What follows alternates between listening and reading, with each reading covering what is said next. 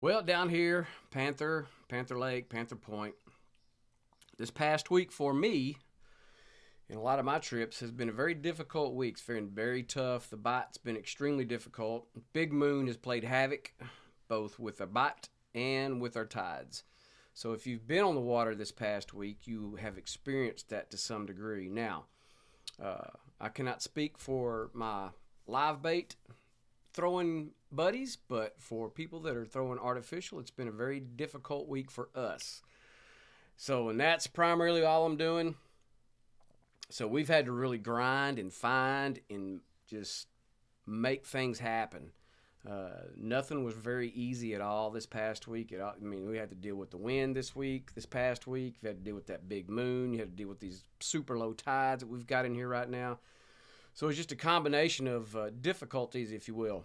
But that said, again, it becomes a learning experience. You get to that wisdom from that particular type of bite or things that happen to you during that week or a few days, whatever it may be. And you can kind of stow that away as to something maybe you can change up, maybe you can do something a little bit different. We primarily, like I say, we fished all the outside of Panther, fished on this outside shoreline over shell, a lot of shell. On the front half here, came inside the lake just a little bit. There's a little bit of shell that's down on this inside shoreline, but that was our target area. This is where we wanted to spend this particular day that we were in here and just work that. And again, that same kind of pattern set up in other areas where you've got shell, and that's what I've been talking about since mid-May. Is the shell is your main target where you're going to try to find your trout. Now redfish, totally different ball game. They'll be around some shell, but they have not been in and around this kind of stuff. So that's where we've kind of went inside on some lakes to look. We primarily threw burner shads all week long. Give them a small profile bait. I think the two baits that we threw outside the burner shad was the Little John. And just to stay in that 3 to 4 inch range at most. And that was it. That's all we threw this past week. Changed our variation as far as color goes, but as far as the size and profile, yeah, that big moon was like, yep, I'm here, and we're going to show. You had to really dig into your bag of tricks to see if what you could make work.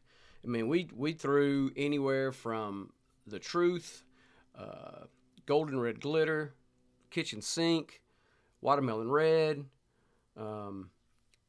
Molten, and a couple other flavors in there. Purple Demon, I think, was another one in the Little Johns. Which, tried the whole gamut of colors what we had available to us. And then in the burner shad, I threw White Ice, Bone Diamond, Color X, Purple Rain, Firecracker, Mud Minnow, and other flavors, Twisted Tea, Big Papa Pearl, any of those. I think that was in that small profile. We got our bites, but our bite frames were extremely limited. Very small windows. Fish were just not super active at all. I'm pretty sure they were probably feeding majority of the time at nighttime, which I am not a night fisherman at all. But if you'd like to fish in the evenings and night times, and I'm sure if you did this past week, you probably had a pretty good bite time in the evening time frame. But that was our game plan. That's what we stuck with. That's how we kind of went and go. And like I say, we were rewarded to a degree. We caught fish, just not at a great clip. And again, it wasn't a very aggressive bite at all. We really tried to focus in on that minor setting, and then we kind of got into the major under this past week. The major under was not very, very good to us at all. I think maybe on 2 or 3 different days when we fished that time frame, we may have got a dozen bites, and that was it during that time frame. And that's a 2-hour window or more, and we tried to extend it just to see, but it just wasn't taking place. The minor setting was the best time frame.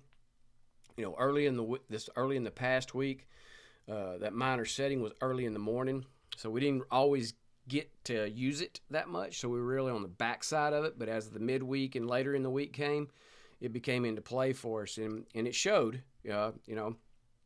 That's in and around the time frame we got the majority of our bites out sitting clone to try to even get a bite. A lot of short strikes. I mean, just like tail pull, let it go, grab a hold of it, hold it in their mouth, and let it go. So it was really frustrating. So you really had to kind of do your best to kind of change that up as much as you could. Just kind of stick with the plan. But you would catch them. But like I say, they were few and far between. So if you experienced that yourself this past week, don't feel bad. Those of us that do it for a living each and every day, we experience the same thing from time to time. So that's just part of it. But again, it's a learning experience. It's something you can tuck away in your back pocket. Again, when this time frame comes, it's going to happen again next month. Big moon now, thank goodness. Get rid of that son of a gun, get it out of here. And we'll be into those transition days. I'm hoping our transition days or our wild card days will be much more productive. And then, of course, we get back into the new moon here toward the end of the month. So, that's what you always got to look forward to. So, but again, this past week with this big moon in play, it was extremely difficult and very difficult with other things that were sprinkled in there with our wind issues that we had. It's super low tides. We try to concentrate and find some areas and then, of course, now we're starting to get into air temp and water temp are starting to creep up. So that's going to be a big factor here moving forward as we get further into July. So just kind of put all those things in perspective for you, and don't lose any confidence about the fact it's just part of fishing. It just happens that way sometimes. Again, the reefs. So we're out here on Long Reef, out here on Half Moon, all these reefs that are out here in the middle of Aransas Bay.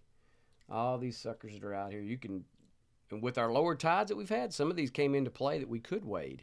So it was really kind of neat from that standpoint.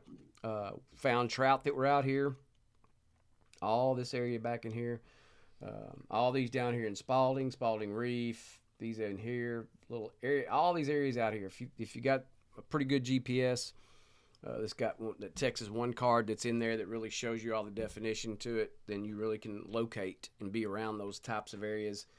But that's been our primary focus. We've really not spent a lot of time looking for redfish or trying to locate redfish. We have caught some, but that's really hadn't been, again, trout. The trout bite has been the main thing that we're really kind of hitting on and working that as much as we possibly can. But again, these reefs they're still pretty hot. They're holding fish. Now again, what I've mentioned to you in the past, you probably have to reef hop a little bit because some of them are not as big as they once were. So because of Harvey contributing to that, so you kind of have to. And that's kind of like where Long Reef is and stuff. All that's knocked down, so it makes it a little bit more difficult to fish. But again, we had these not super low tides, but they were. A couple of days we had some negative tides, depending on what estuary you were in. So that brings some of these reefs into play for you as far as the wading aspect of it is. So if you happen to be on in and around the Aransas Bay system, working those reefs on that any particular day that we had those super low tides, and you gave yourself an opportunity to find and catch fish. So that was really kind of set up for us pretty well. So we'd fish those deeper edges. There'd be bait working on it. Like I say, the bite frames were really short. I mean, when that moon was setting, it was sucking that water out of here. Them tides were starting to drop even more so. So it made things really difficult for us this past week. I will have to say that. Now you'll hear me say it again and again. It was just a difficult week. It's just part of fishing sometimes. It just makes it tough. But again, your pattern still applies. You still have to go out there and work and fish and locate areas. As long as you got bait working in the area, then you're going to give yourself an opportunity. And if you can incorporate that major or that minor into that time frame, then you give yourself even a better opportunity. So we tried to maximize as much good things in our favor in such a difficult and tough week. So, and it did pay off for us. Again, just weren't large bite frames. I mean, that bite would happen. It may have lasted 20 to 30 minutes at best, and there may have only been, 7 to 15 opportunities in that time frame, and that was all. And then outside of that, we were scratching, trying to just pull a fish out here or there. But again, the pattern was still the pattern. We were still on the shell. We're still working those areas. We knew that there were fish there. We knew that the big moon was going to play havoc with us this past week. So you just have to be patient. And this is where the patience part really comes in. You can't get frustrated with it because you still understand the situation and what's going on. So as that's going on, and if you're having a little bit of success and you've caught some fish during that time frame, then pat yourself on the back because you did well. A lot of people had a lot of difficult times this past week, just talking to different guys at the ramps and other people just in general, how their day went. They had really hard and difficult days, which we understood why, and you just took that into account. So again, Little Johns and burner shads, that was the profile that we threw, and that was the only baits that we threw this past week. I stayed with the smallest profile for as long as I could. I switch it back and forth between the Little Johns and the burners. And the same flavors that I mentioned to you in the last video is like all those flavors multiplied. We'd have 3 or 4 guys on the boat. Everybody has something on different. The results pretty much the same. Catch a bite here, get a bite there, but nothing that was of not multiples, not long term, not anything. So it really didn't boil down to color selection. It was more, again, the profile was the main thing. That's where we got our opportunities, is with off of that size and that frame.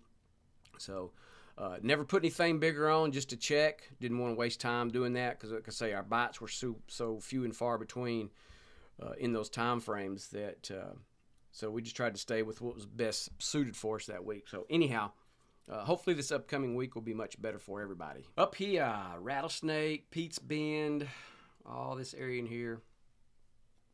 Got lots of great grass beds that are in here, right there where the old Redfish Lodge used to be, there on that peninsula.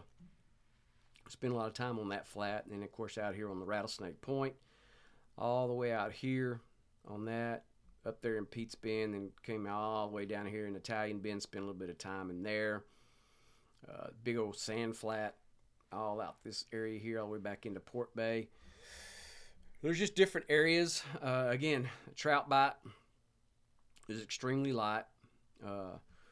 We pulled out a couple of redfish out of here on a couple of different days, but they weren't big slot fish by any means. Not on the days that I fished up in here. We had some pretty good, couple of good days here on this grass flat here by the redfish where the old broken down pier is. That grass in there is spectacular. If you've not seen it, it's really good. A little squishy, but that's where we spent a few days in this area here in the quarter. Again, out on Rattlesnake and fishing all that out there on that nice hard pack. We'd pull trout out from here and there, but again, the same pattern what we just talked about in the last two videos is the bite frames were not extended by any means. They were not productive from a big standpoint. Like I say, once your bite went away, that was it, man. You were scratching, clawing, trying to do everything you can to find some fish and catch some fish. Just what I mentioned in the last 2 videos, nothing but the Little Johns and burner shads, and that's all we did. White ice, bone diamond, purple rain, twisted tea, big papa, mud minnow, firecracker, any other flavor that I could find to throw in there. I threw that out there as well just to see if there might be a color that would entice a bite or two more so than what we were already getting. It did not happen. Again, in the Little John, it was the Truth, golden red glitter, kitchen sink, watermelon red, the molten flavor, which is kind of a greenish.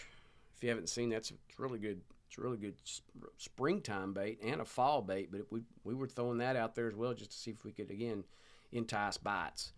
But like I say, few and far between opportunities this whole past week. It was a busy week, but just really had to work and grind to get your bites, get your opportunities. So, but that said, it's a learning experience. So that's what you always want to be able to do anytime that you're fishing, anytime that you get the chance, whether it's 1 time a week, 1 time a month, 10 times a month, whatever.